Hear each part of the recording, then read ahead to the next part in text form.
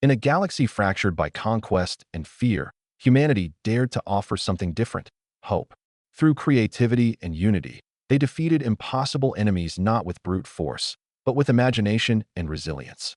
From the fall of the Drex Dominion to the awakening of an ancient cosmic threat, humanity reshaped the destiny of countless worlds. Where others saw chaos, they saw opportunity. Where others chose war, they chose to build. And in doing so, they proved that the greatest power in the universe is not destruction, but the courage to create a future worth living for. Stay with us to see how this incredible story unfolds. And don't forget to subscribe so you never miss what happens next. The dawning war was not declared with a fleet of warships nor the roar of planetary bombardments. It began with silence. For centuries, the Varen conglomerate thrived in isolation, their diamond-spired cities standing proud across a string of 7 lush worlds. They were artisans, scholars, dreamers, a civilization of harmony and refinement whose technology was elegant rather than overwhelming. But their prosperity drew attention. Across the void, the Drex Dominion watched with hungry eyes. The Drex were ancient and merciless, their empire a jagged scar across hundreds of systems. They believed survival justified any atrocity, and in the Varen, they saw a prize ripe for conquest. They came not with warnings, but with precision strikes. Varen orbital defenses crumbled in moments. Cities that had stood for millennia collapsed into glittering ruins. The conglomerate, unaccustomed to war, fell into desperate retreat. One by one, their worlds were claimed. As hope withered, Ambassador Kalen stood in the battered command center of Verity Station, the last Varen stronghold, watching Drex battlecruisers encircle their final sanctuary. His translucent robes, once shimmering with pride, now hung in tattered folds. His voice was a raw whisper. "Send the final call. Anyone who can hear us. We plead for aid." The transmission pulsed into the blackness, a beacon of desperation. No answer came. Not for hours. Not for days. Then, when surrender seemed inevitable, a reply arrived. Not a grand fleet, not an armada of salvation. Just one ship. The vessel was unlike anything the Varen had seen. Dark, angular, bristling with strange appendages, like a predator birthed from the void itself. It carried the insignia of a species few had heard of: humans. The transmission was brief, a simple promise delivered by a woman whose gaze was iron and wildfire. Hold for 72 hours. Help is coming. 72 hours, an eternity against the Drex onslaught. Yet the Varen obeyed, manning shattered defenses with grim resolve. As they fought, strange phenomena unfolded. Varen engineers found dormant satellites, once abandoned, sparking to life. The wreckage fields around Verity Station shifted, patterns emerging like a chessboard seen from a new angle. Even the Drex grew wary, their advances slowing. And then, precisely 72 hours later, the storm broke. The human ship, the Dauntless, moved with eerie purpose. It broadcast no threats, launched no immediate attacks. Instead, it released clouds of tiny drones, almost invisible to the eye, that disappeared into the debris. The Drex dispatched fighters to intercept. They never returned. Within minutes, Drex communications collapsed into chaos. Their targeting systems flickered and died. Power grids overloaded and ships spun helplessly, unable to orient or fire. The Dauntless wove between crippled vessels, never once exchanging fire. Kalen watched, breathless, as a symphony of sabotage unfolded. Hidden mechanisms embedded within asteroids ignited, generating fields of quantum interference that paralyzed Drex navigation. Decommissioned satellites broadcast recursive logic loops that infected Drex AI systems, forcing them into endless cycles of inaction. Even abandoned cargo haulers revealed themselves as carefully disguised traps, releasing waves of directed energy that shorted Drex shield harmonics. By the end of the first hour, a third of the Dominion fleet drifted powerless. By the second hour, the Drex command carrier, the Obsidian Rend, detonated from within, not from a missile strike, but from the cascading failure of its core systems, corrupted at the most basic algorithmic level. By the third hour, the invasion force, invincible for centuries, was reduced to debris. And yet, no lives were taken unnecessarily. Escape pods floated freely, unharmed. Crippled ships were given safe channels to evacuate. In the ruins of the Drex assault, humanity offered mercy. Kalen stood once more before the command hollow, trembling. On-screen appeared the human commander, the woman who had spoken their first words of hope, Admiral Sarah Vaughn. "Ambassador Kalen," she said, "the Varen conglomerate stands free. The Drex threat is neutralized." He found his voice. "How did you do this?" Admiral Vaughn's smile was wry. "You can't fight a hurricane by building stronger walls. You dance with it, shape its path. It was then that Kalen understood. The humans hadn't met Drek's brutality with greater brutality. They had sidestepped it entirely, thinking not like warriors, but like architects, artists of survival. In the aftermath, as humans coordinated rescue and repair efforts, the Varen realized the depth of the aid they had received. The Dauntless had been preparing for this moment long before the distress call, embedding agents, seeding failsafes, understanding Drek's psychology better than the Dreks themselves.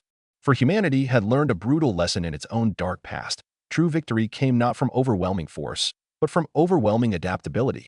When the news spread across the galaxy, disbelief turned to awe.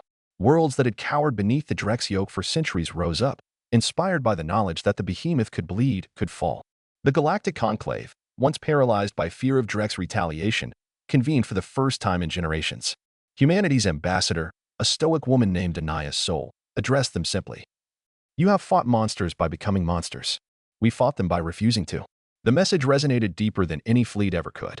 For in the dauntless path of strategic brilliance and restrained mercy, the galaxy saw not just a new power, but a new way. And in the ruins of conquest, something stronger was born. Hope. Hope, woven not from the steel of battleships or the fire of cannons, but from the simple, dangerous belief that creativity could triumph where force had failed, that unity could outlast fear, that the future could belong not to the strongest, but to the wisest. Humanity had not merely arrived. They had redefined the game, and the galaxy would never forget it. Despite the victory and the fragile alliances it birthed, not all wounds healed easily. In the scattered remnants of the Drek's dominion, splinter factions rose in defiance, refusing to accept the collapse of their brutal empire. Pirate warbands roamed the void, preying on the weak and nursing ancient grudges.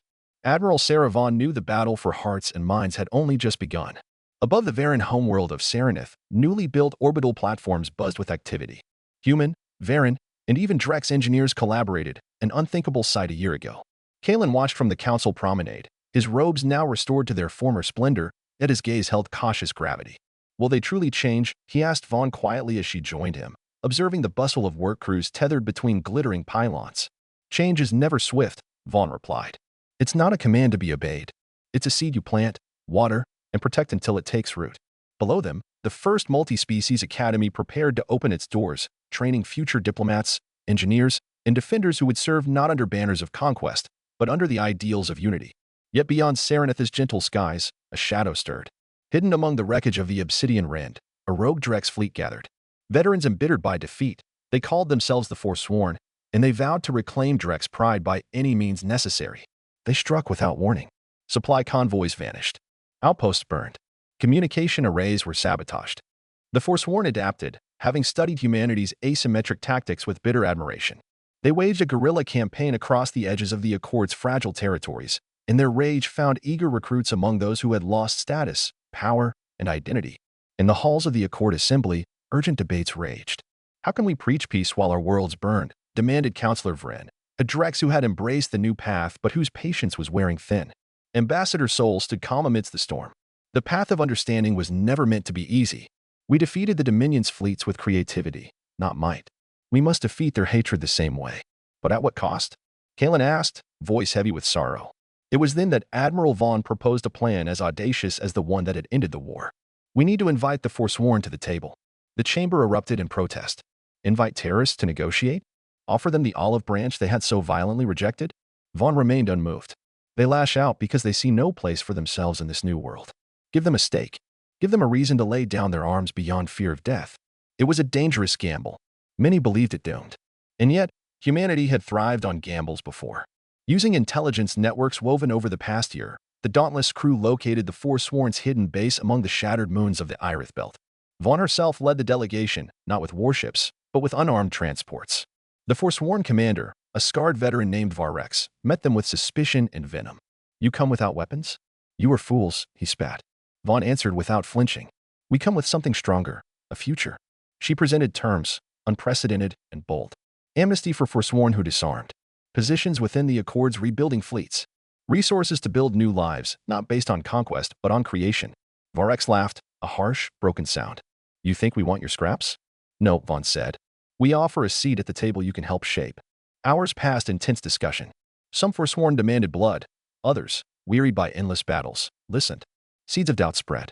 In the end, it was not diplomacy that swayed them, nor threats, but an invitation to purpose. To matter once again. Varek stood before his warriors, torn by pride and pragmatism. Slowly, he placed his weapon on the ground. Others followed. Not all, but enough. The Accord's survival was no longer a dream. It was becoming reality. Months later, as Verity Station's docking bay swelled with ships from every corner of known space, Ambassador Kalen stood once more at Vaughn's side. "You gambled again," he said, smiling faintly. "And we won again," Vaughn replied. "Because humanity never bets on force alone. We bet on possibility." Above them, new banners unfurled /U 2014, not of domination, but of cooperation, stitched from the colors of once warring peoples. The galaxy watched and, for the first time in millennia, dared to hope that unity was not a fleeting myth, but a destiny worth fighting for. The fragile peace held, but it was a candle flickering against a storm. Not everyone celebrated the birth of the Accord. Beyond the Irith Belt, in the drowned systems of the Dominion's former heartland, ancient Drex warlords stirred. The most dangerous among them was Karaz the Unyielding, a strategist once feared even among the Drex themselves. While the Forsworn fractured and many found new purpose, Karaz saw only weakness, betrayal, and an opportunity. He would not make the same mistake as the Dominion. He would not underestimate humanity. Instead, he would evolve. From hidden shipyards deep within the Ghost Nebulae, Karaz forged a new fleet, not of ponderous battleships easily disrupted, but of modular vessels capable of rapid adaptation. He had learned from the defeat at Verity. He understood that against the humans' creativity, brute force would fail. But what if he could match creativity with ruthless precision? The first blow fell without warning. A research colony on the Varan frontier, gone, silenced in a blink of darkness. Investigations revealed no debris, no survivors. Only a chilling message carved into the remains of the central comm array. Adapt or die. Admiral Sarah Vaughn reviewed the findings aboard the Dauntless, her jaw tight. Across the room, Ambassador Soul and Ambassador Kalen waited for her verdict. "This isn't random," Vaughn said. "This is a message." "From whom?" Kalen asked, though he already feared the answer. "A ghost," Vaughn said grimly. "One who learned all the wrong lessons from our victory." At the Accord Assembly, the news spread like wildfire. Panic threatened to tear apart the delicate coalitions humanity had built. Old hatreds resurfaced. Some worlds withdrew from the unity agreements, retreating behind their own defenses. Fear was a poison, seeping into every council chamber, every backroom negotiation. Karaz struck again and again, swift, targeted assaults on critical infrastructure. No pattern the Accord's analysts could predict, no strategy they could counter. Each time, he adapted. He used human tactics against humans. He sowed division among allies. He painted the Accord not as a beacon of unity, but as a fragile dream destined to shatter. In emergency session, the assembly convened. Tension crackled in the air like static before a storm. "This new enemy," growled Councillor Vren, his crest plates dark with anger, "he won't negotiate. He must be destroyed." "But how?" demanded a Varan diplomat. "He is everywhere and nowhere. We cannot fight what we cannot see." Admiral Vaughn stood. "We don't fight him on his terms," she said. "We fight him on ours." "And what are those terms?" Sol asked quietly. Vaughn smiled, but it was a grim, feral thing. "We make him predictable." It was madness.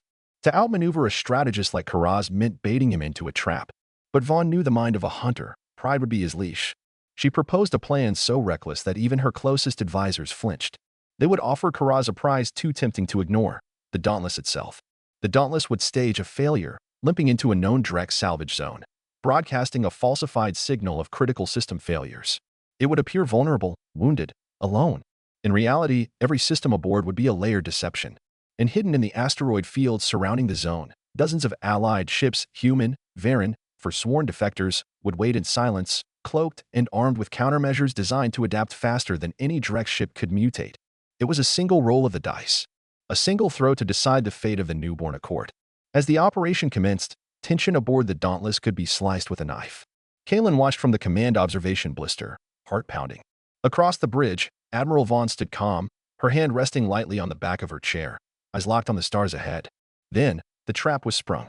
Sensors detected a spike in energy signatures. Dozens of sleek, predatory vessels tore from the nebula, converging on the wounded Dauntless. At their head was Karaz's flagship, the Red Requiem, a monstrosity of shifting armor and viral weapons, a ship designed to hunt and kill ingenuity itself. The trap began to close. But Karaz was no fool. Even as his fleet approached, he sniffed the deception. He altered his vector, splitting his forces, deploying decoys of his own. The battlefield became chaos. For every Accord ship that revealed itself, Karaz countered with a feint, an illusion, a surprise gambit. Drones clashed in brutal, flickering bursts. Debris spiraled as collisions and ambushes painted the void in fire and wreckage. Kalen, gripping the railing until his knuckles whitened, realized This was no longer a battle of ships. It was a battle of minds. Admiral Vaughn moved like a conductor, adapting plans in real time, weaving the Accord forces into a fluid, relentless swarm. She absorbed losses, redirected attacks, unleashed feints of her own. And slowly, grindingly, the tide turned. For all Karaz's cunning, he could not outmatch humanity's greatest strength, their refusal to follow any script but their own. With a final, desperate charge, the Red Requiem launched a planet cracker torpedo at the Dauntless. But the Dauntless was ready. Activating a previously hidden array, the human ship bent local spacetime itself, redirecting the torpedo into the heart of Karaz's own fleet. The explosion illuminated the darkness like a newborn sun.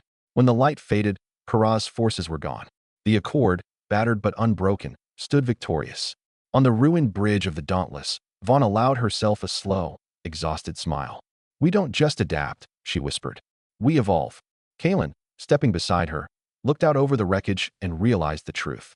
Humanity wasn't dangerous because of their strength. They were dangerous because they made every defeat, every disaster, into a new beginning. The galaxy's old rules were dying, and in their place, a new future was being forged, in blood, in hope, and in the unbreakable fire of human will. The defeat of Karaz sent shockwaves through the stars, but it did not end the war of ideas now raging across the galaxy. Old powers, watching from the sidelines, realized with growing alarm that humanity's victories were not isolated acts of brilliance. They were the beginnings of something far more dangerous, a new order, born not from empire, but from cooperation. A tide that could sweep away centuries of entrenched dominance.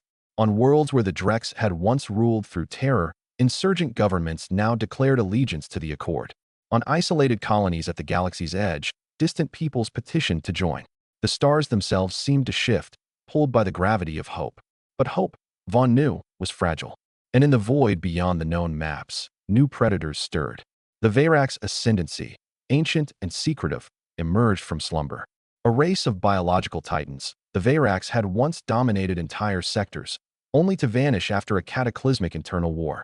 Now, sensing opportunity, they returned, not to wage open battle, but to sow chaos through manipulation and subversion. Where Karaz had used terror, the Verax used doubt. Rumors flooded the Accord's member worlds. Accusations that humanity sought domination under the guise of unity, that the Dauntless was but the first of many hidden weapons aimed at future subjugation. Assassinations, sabotage, economic disruptions, all orchestrated to fracture the fledgling alliance from within. In the assembly, trust wavered. Some began to demand that humanity cede command positions, withdraw forces, submit to inspections. Ambassador Sol fought tirelessly to hold the alliance together, but even her eloquence faltered against the relentless tide of fear. It was as if the Accord's foundations were being eaten away by an invisible rot. On Verity Station, Vaughn convened a council of her most trusted advisors. "We are fighting an enemy we can't see," she said. "An enemy that doesn't need to fire a single shot to win. What do we do?" Kalen asked, the worry in his voice mirroring the weight on everyone's shoulders. Vaughn looked at him with a fire that had never dimmed. "We show them the truth." It was a bold plan, reckless, even. Humanity would strip away every advantage, open their databases, reveal every operation, every secret, every vulnerability they had used to win the dawning war and the Battle of Irith. Total transparency. "If they want to see our strength," Vaughn said, "let them see it's not in our ships. It's in our trust." There was no guarantee the gamble would succeed. Exposing their methods could leave humanity vulnerable. But Vaughn understood that trust, once lost, could never be rebuilt through force. The process began immediately. Vaults of classified information were declassified. Operations were documented in painstaking detail. Diplomats traveled to every member world, not with weapons, but with data drives and open hands. It was a campaign unlike any the galaxy had seen, a war fought with honesty against lies, with courage against fear. The effect was electric. Where suspicion had taken root, understanding blossomed. Where old wounds festered, healing began. Species long skeptical of human intentions saw, laid bare. The painful choices, the desperate gambles, the sacrifices humanity had made not for conquest, but for survival and for hope. The Verax, sensing their influence slipping, moved to more direct action. On the eve of the first Accord Renewal Summit, they unleashed their final gambit. A bioengineered plague designed to devastate the densely populated Accord worlds, targeting the genetic markers most common among humans and their closest allies. It should have been catastrophic. But the Verax had made a critical miscalculation. They had assumed humanity, so skilled at warfare, would be ill-prepared for a biological threat. They had not reckoned with the other side of human ingenuity. The dauntless medical AI, bolstered by centuries of Earth's brutal pandemic history, detected the viral spread within hours. Human, Varen, Drex, and even forsworn scientists, working side by side in a collaboration the Verax could never have imagined, created a countervirus, a living cure that not only neutralized the plague but adapted faster than the original strain could mutate. Within 3 standard days, the plague was eradicated. The Verax gambit had failed. Spectacularly. At the summit, before a gathering of over 1,000 species, Ambassador Sol stood before the grand dais. Behind her, not military banners, but holograms depicting every Accord scientist, soldier, medic, diplomat who had contributed to the victory. Not just humans, but Varen, Drex, Forsworn, and more. She spoke simply. You sought to divide us. You taught us instead that unity is not just an ideal. It is our survival. Thunderous applause shook the chamber. Delegates who once eyed humanity with suspicion now saw them not as masters, but as comrades in the same struggle for a better future. The Verax faded back into the shadows, defeated not by weapons, but by the very thing they could never control, solidarity. On the observation deck of Verity Station, Vaughn and Kalen watched a new generation of cadets march beneath the banners of the Accord fleet. Uniforms stitched from every world, every culture, every dream that had survived the fires of war. You see, Vaughn said softly, we don't win by fighting harder. We win by daring to believe harder. Kalen smiled, his people's long sorrows lightened at last. And what comes next? Vaughn turned her gaze to the distant stars, where new challenges surely awaited. Whatever comes, she said, we'll face it together. The galaxy had changed, not by conquest, not by fear, but by the simple, unstoppable truth that hope, once awakened, was more powerful than any weapon ever forged. And humanity, the unlikely architects of a new era, stood ready to guide the stars into a future no tyrant could ever destroy. In the years that followed, the Accord blossomed into something few had dared imagine, a living testament to the strength of unity born from ashes. Trade routes flourished. Shared academies trained future leaders in diplomacy and science. Joint fleets patrolled the stars, safeguarding against remnants of chaos. But in the depths of intergalactic space, far beyond the mapped regions, something ancient stirred. Long before the Drex, before the Varen, before even the Verax had etched their empires into the stars, there had been others, the Forerunners. Legends spoke of their towering cities built within suns, of machines that could weave the fabric of reality itself, and of their downfall. Now, the ruins of that forgotten age had begun to awaken. It started with a whisper, anomalous signals detected by deep space listening posts. Then with a roar, entire star systems disappearing behind walls of seething, unnatural energy. And then the first sighting, 500,000 light-years from the Accord's borders, a massive construct the size of a small moon, moving with impossible precision, rewriting the physics of space around it. They called it the obelisk. It was not an invader. It did not issue demands.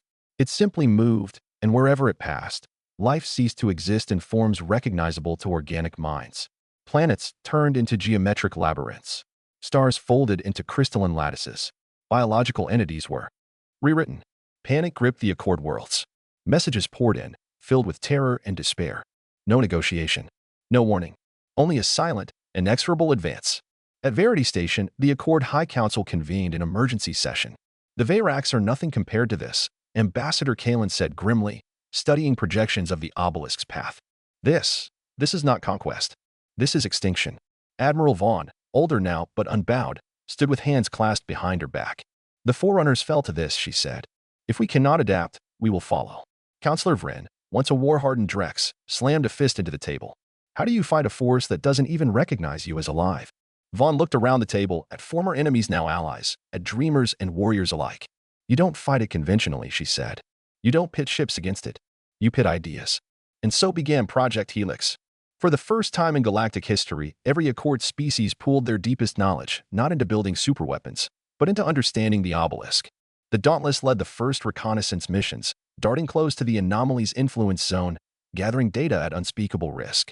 Specialist teams of humans, Varen, Drex, Forsworn, and even defected Verax thinkers worked together. They learned that the obelisk was not a weapon in the traditional sense. It was a correction mechanism, a remnant of the Forerunners' desperate attempt to contain an ancient, viral form of corruption they had unleashed upon themselves. The obelisk didn't destroy. It reset. Anything deemed too chaotic, too unpredictable, too alive, was reorganized into sterile, ordered matter. And by human standards, by galactic standards, life itself was an aberration to it. Faced with annihilation not through malice but through cold indifference, humanity found itself staring into the ultimate test of their philosophy. Could creativity, unity, and adaptation defeat entropy itself? The answer lay not in building a bigger weapon, but in crafting something the obelisk would never anticipate. Admiral Vaughn's plan was bold, some said suicidal. "We will speak to it," she said. "Not with words, not with language, with action." They would create a living structure in space, an impossible thing by obelisk standards. A collaborative construct formed by thousands of minds and hands from hundreds of worlds, designed not with efficiency, but with beauty, randomness, and chaos as its core principles. A song of life written into the fabric of space-time. The Nexus blossomed. Every world of the Accord contributed. Every shipyard, every mind, every artist, scientist, and dreamer. It wasn't a fortress. It wasn't a fleet. It was a message. Life is not a flaw to be corrected. It is a miracle to be embraced. As the obelisk approached the borders of Accord space, the Nexus blossom ignited. It unfolded like a colossal, shimmering flower against the void, petals woven from gravitational waves, from quantum echoes, from pure intent. The obelisk paused. For the first time in all recorded observations, it changed course. Data floods from probe ships revealed shifts in its internal structure, subtle variations in its energy emissions, signs, perhaps, of curiosity. The galaxy held its breath. The Nexus blossom bloomed brighter, resonating across dimensions, a defiance written not in violence but in creativity. And then the obelisk did something no one could have predicted. It emitted a signal, not a command, not an attack, an answer. 1,000 different translation algorithms worked frantically. In the end, the meaning came down to a simple, profound concept. Acknowledged. The obelisk ceased its advance. It drifted into the deep void, silent once more. Life, unpredictable and chaotic, had proven its worth not through conquest, but through wonder. On Verity Station, the stars seemed to burn brighter. Admiral Vaughn stood before the assembly, her voice carrying across the gathered delegates. "We were shaped by conflict, forged by desperation, but it was our choice to build instead of destroy that saved us." Around her, representatives of 1,000 worlds rose in standing ovation. The galaxy had been spared, not by strength, not by fear, but by the refusal to accept that chaos must mean death, by proving that creation is the highest form of resilience. The future was uncertain, but for the first time, it truly belonged to all of them. Together. Years passed. The Nexus blossom remained, orbiting the Varen homeworld as a monument not just to survival, but to possibility. Its petals shimmered across spectrums visible and invisible, a living tapestry woven from the hopes, fears, and dreams of 1,000 civilizations. It became a place of pilgrimage where former enemies walked side by side, a place where treaties were signed, where new alliances were born. A reminder that life, in all its chaos, was not a flaw, but the universe's greatest triumph. Admiral Sarah Vaughn grew old beneath its light. She retired from the Dauntless not as a defeated warrior, but as a celebrated founder of an era the historians would later call the Blooming Age. Ambassador Anaya Sol rose to lead the Accord Assembly, her voice now one of the most respected in the known galaxy. Ambassador Kalen, whose people had once sent a desperate plea into the dark, now chaired the Galactic Cultural Exchange, fostering understanding between worlds that once would have annihilated each other on sight. And the Accord itself evolved. It was no longer a fragile coalition bound by fear of a common enemy. It became a living, breathing organism, messy, imperfect, chaotic, but resilient. Species who had once believed domination was the only path to greatness now competed in art, in science, in exploration, not in warfare. New frontiers were opened. New worlds discovered. Humanity, once seen as unpredictable and dangerous, became something else entirely, a catalyst. Not rulers, not conquerors, teachers. When crises flared, as they inevitably did, the Accord did not respond with fleets of dreadnoughts. They responded with embassies, with mediators, with builders and scientists. They turned problems into opportunities, enemies into collaborators. And in the distant future, when humanity's children looked back on the age of darkness and fear, they did not remember the wars first. They remembered the 3 battles that changed everything. The dawning war against the Drex, the battle of Irith against Karaz, and the awakening of the obelisk. 3 moments when destruction could have triumphed. 3 moments when humanity, and those who chose to stand with them, said no. In the grand archives of Verity Station, under the petals of the Nexus blossom, a plaque was set into the floor. Simple, unadorned. It read, "In the face of extinction, they chose to create. In the shadow of despair, they chose to hope. In the heart of chaos, they chose to believe. This is their legacy. This is our beginning." And beyond Verity Station, in the endless night between the stars, Other watchers took note. Races unseen by mortal eyes, minds vast beyond comprehension, turned their attention to this tiny cluster of stubborn, reckless, brilliant creatures called humans and their unlikely, chaotic family of allies. The galaxy, they realized, had changed. And change, once begun, is a fire no darkness can smother. Because the greatest force in existence isn't destruction. It isn't order. It isn't even survival. It's the simple, stubborn will to build something beautiful. Even when all the universe expects you to break. The future belonged not to the strongest, not to the cruelest, not even to the wisest. It belonged to those who dared to believe that better was possible. And humanity would never stop daring.